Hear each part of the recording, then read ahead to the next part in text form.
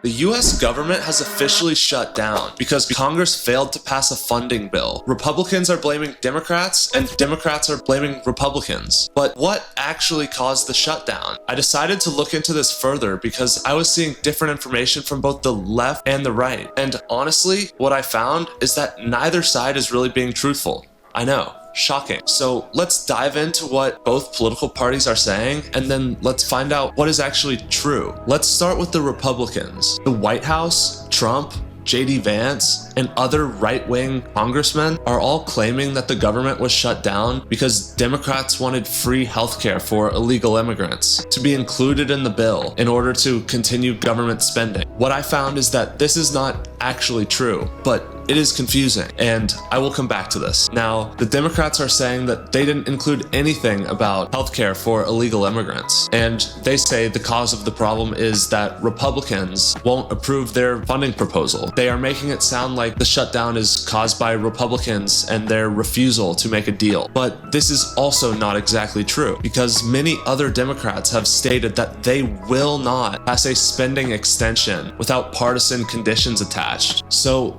what is actually going on, and what is the real reason for these shutdowns? Well, Democrats proposed to extend the Affordable Care Act subsidies that were set to expire. These are just premium tax credits, and they also proposed a rollback on Medicaid eligibility restrictions for lawfully present immigrants, such as refugees, asylees, and some parolees. These restrictions were put in place in the Big Beautiful Bill, and Democrats are now asking to remove these new restrictions and return to the previous policy standard under Biden. This is where Republicans are not being truthful. The proposal does not include health care for illegal immigrants, but it is confusing, and they are taking advantage of the average American mind to push this, and that is not good. Why not just admit that you don't want to provide free health care to refugees, asylees, or parolees? It costs a lot of money, and it's not putting Americans first, and it is a perfectly reasonable position to hold. Now,